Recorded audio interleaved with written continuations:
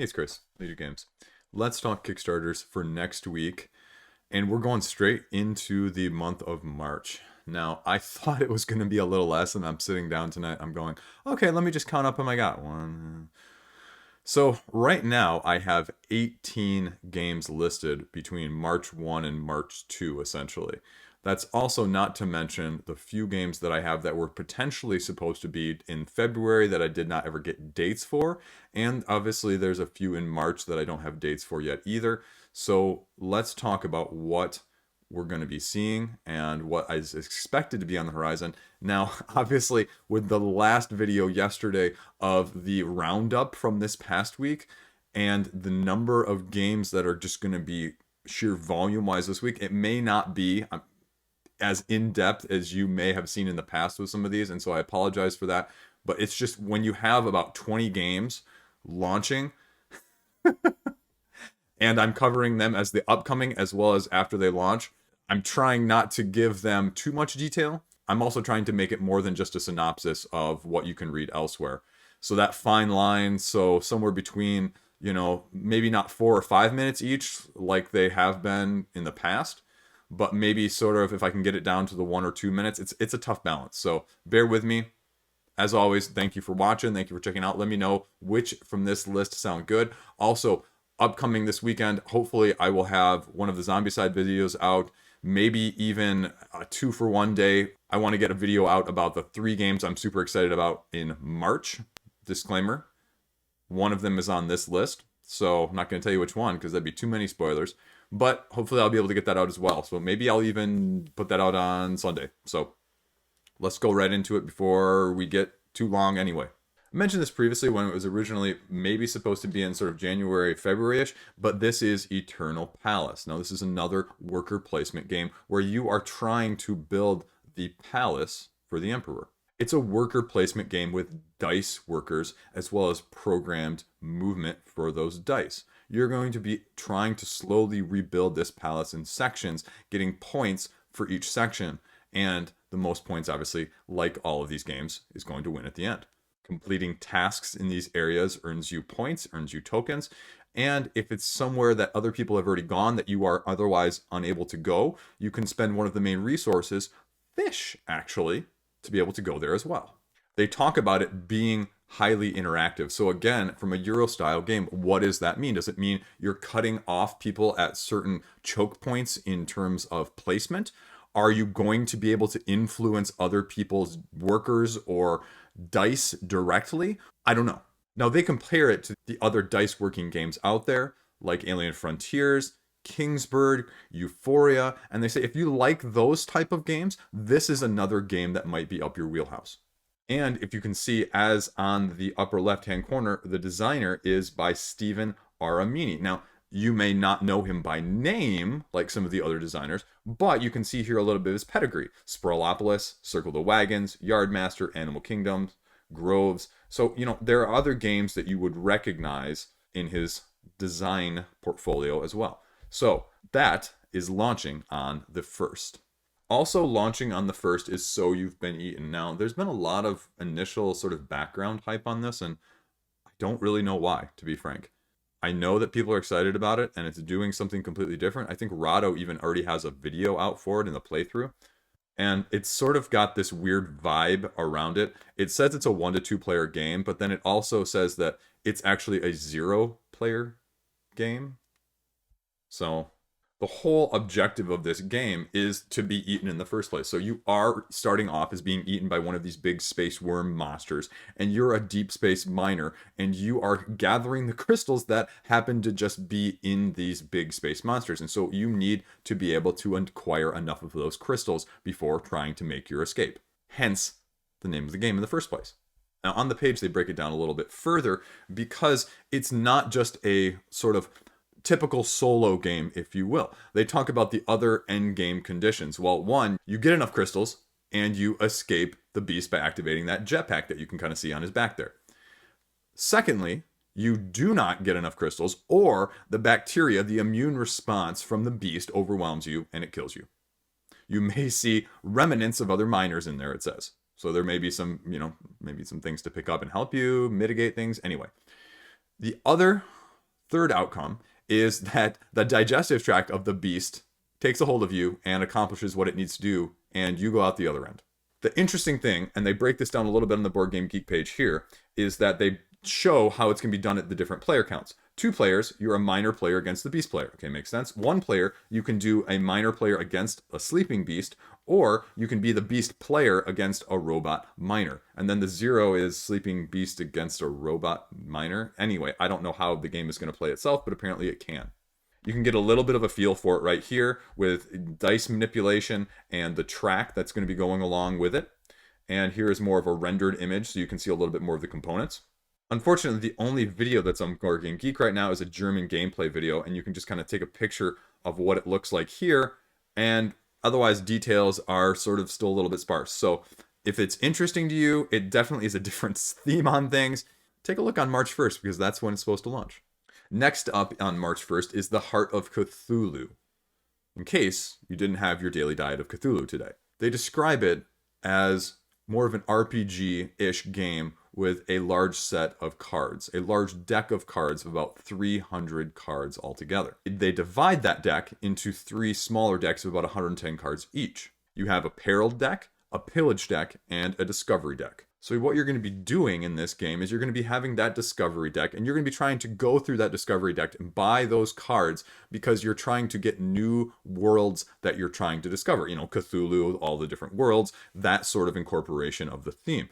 And how are you doing that? Everybody has your own vessel with their own strengths and weaknesses, a la your sort of player character, if you will.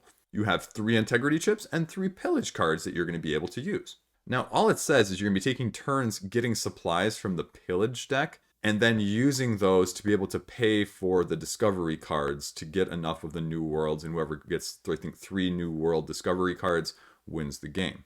Unfortunately, there's not a whole lot more info on Board Game Geek right now. There is just a very brief Kickstarter overview video, which I feel is going to be on the Kickstarter page in the first place. But we'll just kind of have to see what this actually entails, because there has to be more mechanic to just draw a card, play a card, I'm hoping. So it'll be interesting to see what new spin on the Cthulhu mythos and mechanisms we can see in a game like this, especially when you're calling it more of an RPG-esque card game. Next up is Heroes of Normandy, the Big Red Edition. Now, this is self-described as a miniatures game without miniatures. It's a war game. This is the big box edition. It's from Devil Pig Games. You get a little bit of a look here on the website, which is interesting now because I had March 1st down originally, and you can see in the background here, they actually talked the 9th of March, so they must have changed the date here. But let's talk about it this week anyway, so I don't have to cover it next week. And you have just, the board preview right here that you can see a little bit of the aesthetic. Now, how is this any different? They're going to be presenting new things that you can see. The deck of cards is increased to 50 cards, so it's going to make the game more fluid. And they're going to have a new scenario booklet and a new rule set. You use a grid as sort of the combat system where you have the Americans on one side and the Germans on the other side. And they say it's based off of more of the Hollywood war type movies.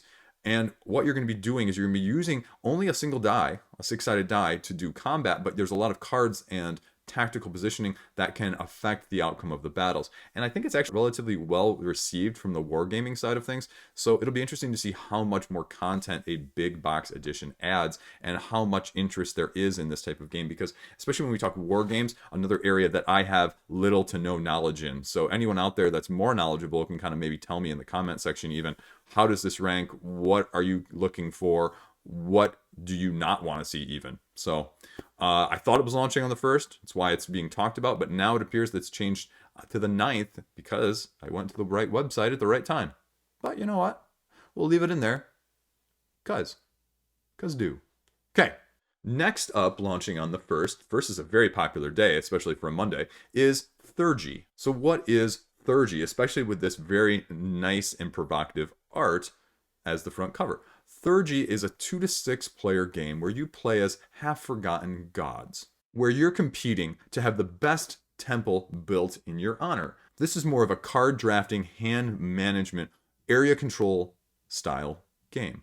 There are 3 possible win conditions that they mention, and they're all very similar, which makes it a little bit different in the spin of things in an area control game. One is just build X number of temples, including, and this is the specific part, 1 in your own capital.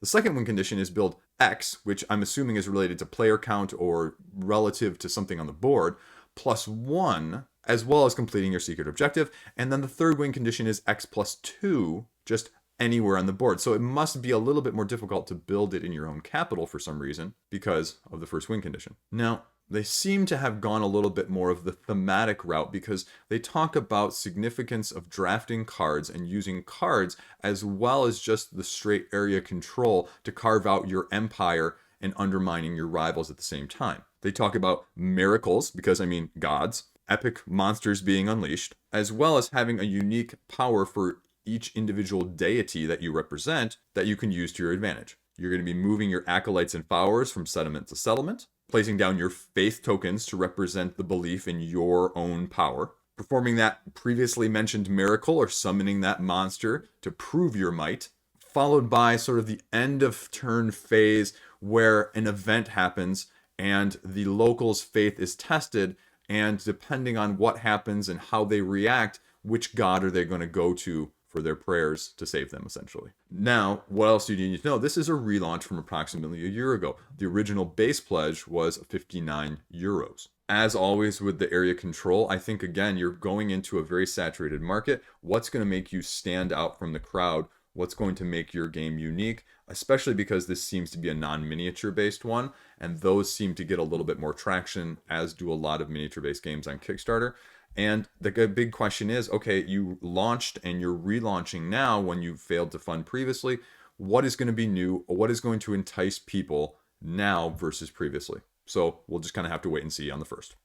Next up, we're finally getting to the launches on the second. And the first one up is Silverwood Grove. Based out of Australia, you are collecting resources to build the best village for your animals. In this mythical Australian realm, you're going to be gathering those resources, hiring, promoting your employees, building, upgrading, researching, all for the betterment of your tribe and your locale. Now, they emphasize they have this new sort of action turn selection mechanism that is going to make this game different and set it apart from other games similar. They say action selection as well as action rotation. What they mean is essentially you're going to have a token in front of you, and depending on which side of the token it's on, you are going to be either choosing certain actions, able to gather certain resources, do certain of those things I mentioned earlier, like research or promoting or hiring. And so when you choose to make that flip, because it's costing you an action point to do it in the first place, may depend on what sort of combos, chaining that you can get in the first place. They talk about it's going to be 10 rounds and you get 5 actions per round. And so I guess the question is, okay, that's 50 actions total. Is that a lot? Is that not enough? How cutthroat is it going to be? You know, where are you getting these resources from? We'll just kind of have to wait and see on the launch, because again, there's just not a lot of information out there yet. So it's be interesting to see how this compares and how unique this sort of action flipping, turning phase mechanism is when it's actually incorporated into the gameplay.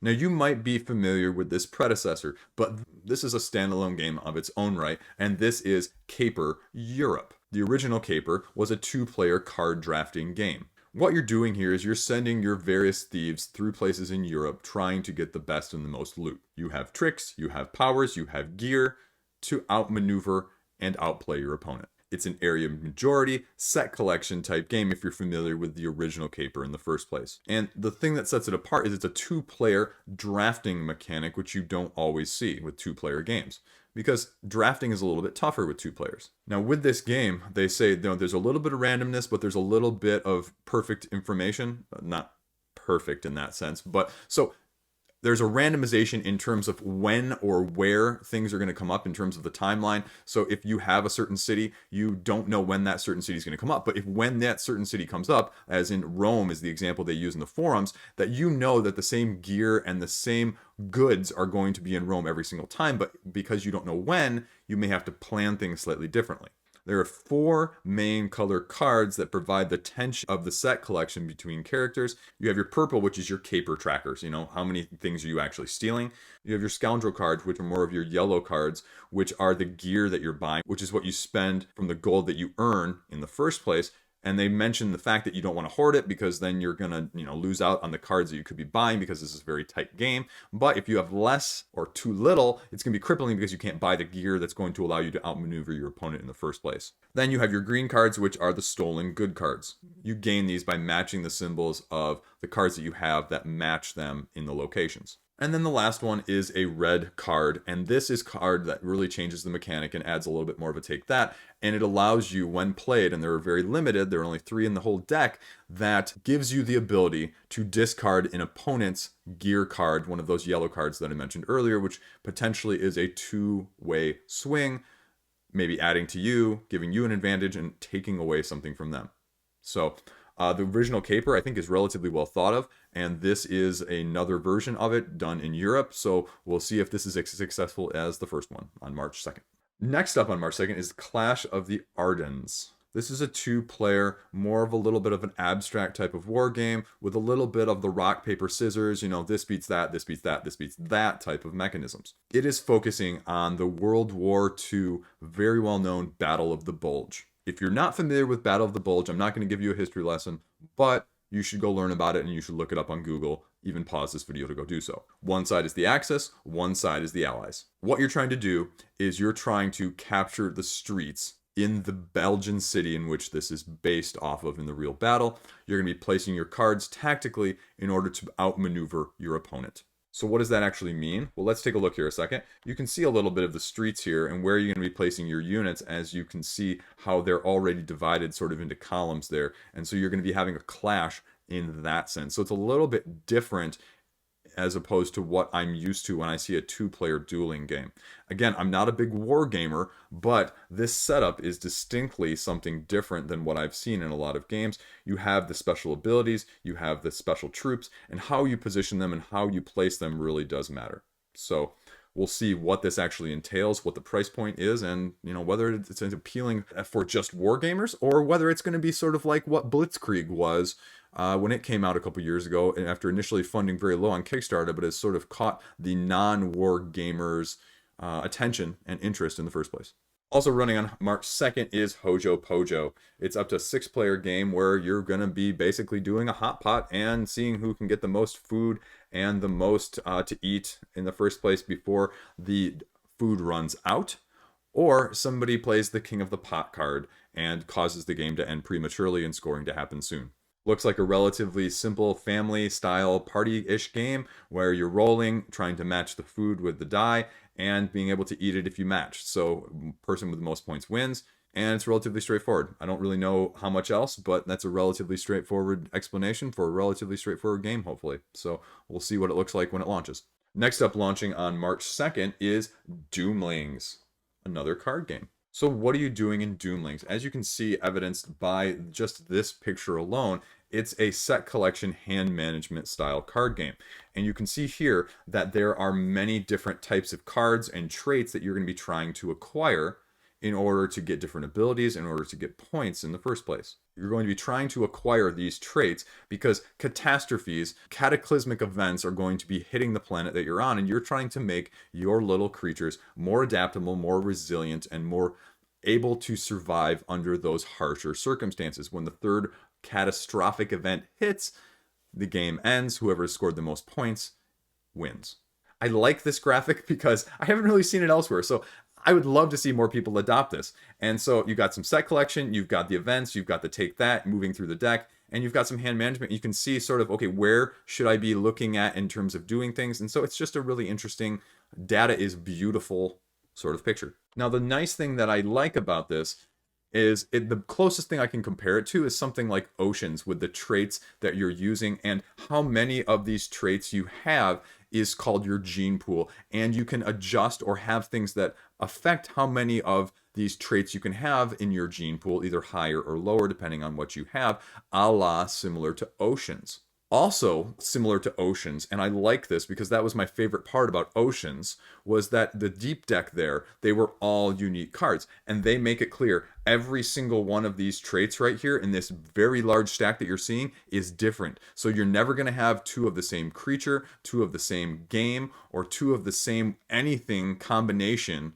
when you play this game, which gives it a lot of replayability, which just makes it a little bit of craziness and it's fun. is that going to pan out in terms of funding? And are we going to see a good price point for this? And, what else is it going to entail? How many expansions are they going to throw on top of this? I don't know, but it's cute enough and it looks like there's just, a nice level of low fun for a family that it's probably worth checking out if that fits your demographic. So,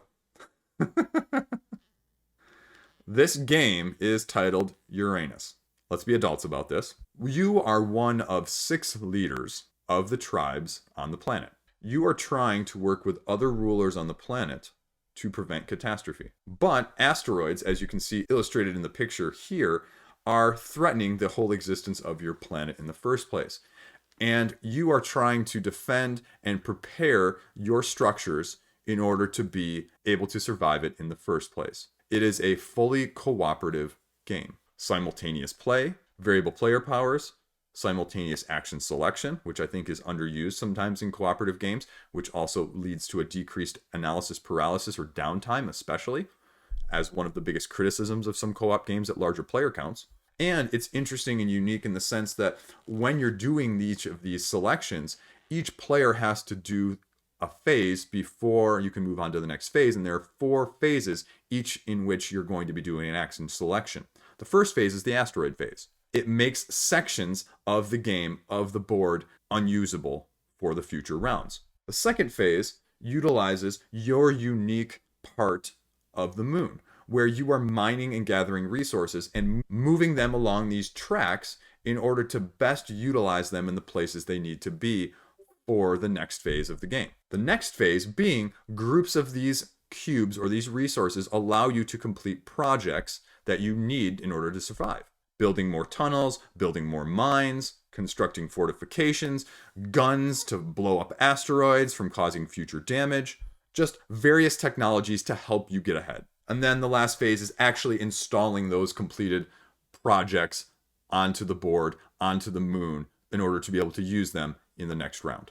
The goal ultimately of this game, as you are on one of the moons, not actually Uranus itself, when all players have reached a point where their technology is developed that they can travel, that is when you win the game. It's a race against time. You want to get to that point before you get destroyed. I'm guessing if all the players don't make it off, you don't win. So it's an interesting play on the cooperative game, especially with the simultaneous action selection divvied up between phases and not allowing different people to go in different phases. So I'm definitely going to be checking this one out on launch as a very interested party for hard cooperative games. Also launching on March 2, more up my alley as well, is an abstract game by the name of Canosa. Now this was previously funded a couple years ago, I believe, but it was done at a much higher price point, something like $130, at least 3 figures is what I remember. But you can see the quality that comes with this is just, wooden with solid metal rings and just a really interesting take on the abstract style games. And so it's relaunching, I think, at a lower price point to be able to get more people playing it in the first place. It's based off of the mythology of the Greek sirens who call to sailors to try to get them to wreck their ships on the rocks. What you're trying to do is use your rings, your color rings, to get these wooden sailors that are represented here over to your corner. The more you get, you win. There's bluffing. All the pieces are not worth the same, so you're trying to figure out which ones are more valuable. You're basically just trying to get these rings back here first, with the limited movements and ability for manipulation that you have on the board. There is a little bit of information out there. I believe I did see either a playthrough or a walkthrough previously. So if you're into abstract games, this one is definitely going to be on my radar because I remember finding this like 2 or 3 years ago, and I purposely did not buy it because of the price point. So if the price point is reduced, but it still looks like quality, it's definitely going to be on my highly watching list. Next up is Moonshell, a mermaid game, still launching on the 2nd. Now this is more of a strategy game for 1 to 4 players. You are one of the various mermaids trying to use the tides to your advantage to get these various shells to come into your collection before other people. You rotate the board, causing them to drift towards you, helping them become part of your collection. You're rotating this center board right here with these shells, trying to get them to come out to your side, and then you are placing them strategically on your own individual player board that you can see each person has. Each person also has a unique mermaid, it appears, with a power. And so you have a different way to mitigate. And the pattern that you make can combo as well as strategically score points in different ways. I have not really seen a whole lot of games that manipulate the board like this, but it looks like an interesting concept, and it looks like it's relatively light enough. I think they say it only takes 20 to 30 minutes to play because of how quickly you're taking the shells off the board, and it's an 8+ age range, so this is definitely one that you can play with kids a lot easier, but still may have some of the depth tactically that you can look for, but not necessarily need to be able to fully utilize with kids in the first place. So it'll be interesting to see what the price point is. You can see just in a couple of these pictures over here, it looks like you're going to have wooden player markers and just how many deluxifications that are going to go with this game that could affect the price point overall. So it's definitely a lighter game, but it looks like it's just going to be a light, fun game as well. So let's see how it does. Next up is one that strikes really home for me as a Dutchman, Gift of Tulips, where you are exploring the vast tulips of Amsterdam. You are going to the Tulip Festival in order to buy these beautiful bouquets. The points of tulips can change depending on how you use them. You can also give tulips to other players in order to get points for yourself. It's a relatively simple and straightforward game. You have a deck. You place 2 out to start with, and what you're doing on your turn is you can see that they each have values. You're going to be drawing a card or taking a card, taking an action, and then taking or drawing a second card and doing a different action. So what are these actions? They're going to be taking a tulip, giving a tulip, or placing a tulip, as you can see down here, emphasized in the set collection aspect of things. If you keep them or gift them, points are scored immediately. As I said, the ranks and the values in which these tulips are each worth are variable and can change throughout the game, so you have to keep track on this little scorer here of where the value is at currently. So as tulips are gained on these stacks, it will change the rank value of what they're worth overall. Now, this is where I'm not sure people are going to like this or dislike this. At the end of the game, after you get through all of the cards in this deck, you take 5 festival cards randomly, and it adjusts the value of these blossom cards individually for the final endgame scoring. It affects the endgame scoring because these bouquets that you keep of your own flowers will depend and can change the scoring of those in the first place. So you may have one that is worth more, but all of a sudden they pull some secret festival cards that increase somebody else's who has more of those than you, and then it can kind of tilt the balance of things.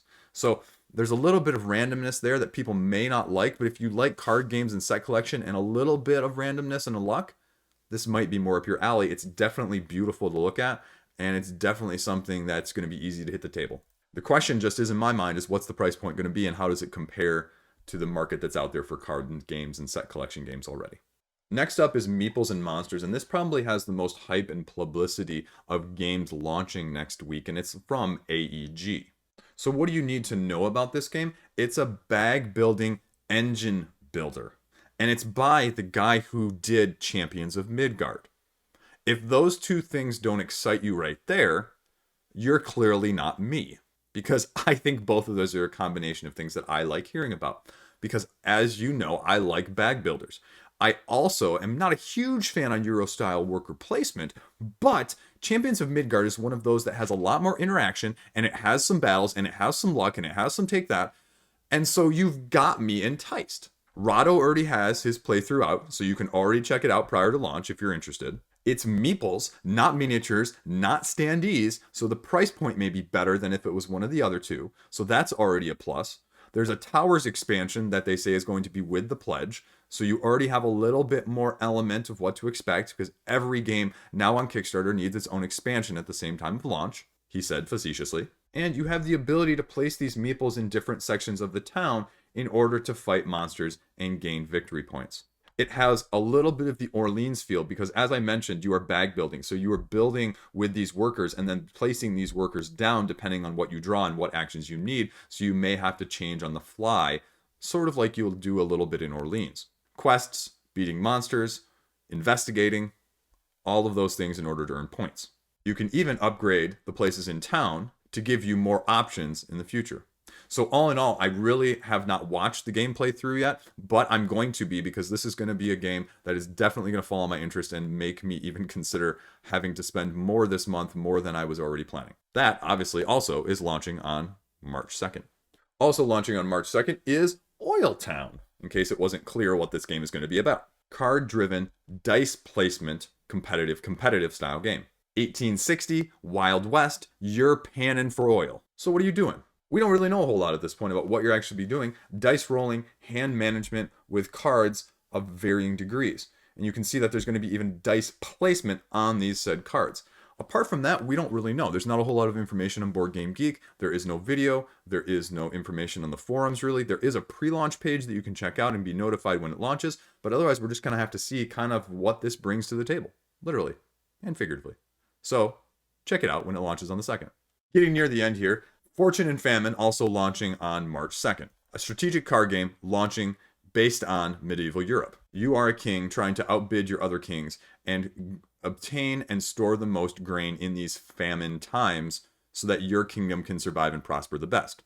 You're going to be using the auction and the bid mechanic in order to spend money to outbid your fellow rivals. But you have to balance your income as well as the money side of things, as well as the grain economy, because you don't want to go too strong or too low on either. You also have a queen, which has asymmetric powers that gives each kingdom a little bit of difference as well. Where does the famine side come in? As the game progresses, more and more famine events will happen. So you're having a little bit of push your luck, because you can store as much grain as you want for 1 silver, and you want to let it grow for as long as possible, but when famine strikes, you're going to lose it all. And there is a little bit of take that, because you have wizards that you can use to affect the other kingdoms, their grains, as well as their situations. So there you go, Fortune and Famine. Okay, so that is it for next week's upcoming Kickstarters in the month of March. Obviously, there's always going to be a few that are going to fly under the radar, so we'll see what else is coming out on the recap next week for the launches. I'm going to do something a little different as well. I'm going to put out some content, I've been talking about my Patreon. I've got a wonderful group of people backing me right there. So if you want a little bit of early access, maybe a little bit of exclusive content, I am going to try that out a little bit if that's appealing to you. So a couple of the things that are going to be coming out there soon, and they'll be coming to the channel afterwards, but just maybe a little early access sort of thing. 3 games that you want to hear about on Kickstarter next month and what you should know, as well as a little on zombie side, maybe a little bit of direct should you back, what do you need to know. And I'm going to be trying to put out my own style of reviews. It's not going to be like other people's. I'm not going to give numbers. I'm going to talk about pluses and minuses, a little bit of that. I'm going to still kind of mangle with the format, but we'll kind of see what comes of it and maybe what you like from a review in the first place. Let me know in the comments below, and we'll just kind of see where it goes from there. So as always, I really appreciate the support. Thanks for taking the time. Thanks for viewing things. Thanks for putting up with YouTube ads now that I'm large enough to throw a few in for you. I know, because gosh knows you love them. They put out some real quality stuff there for you. But I appreciate it regardless. Stay classy. Have a great weekend. See you around.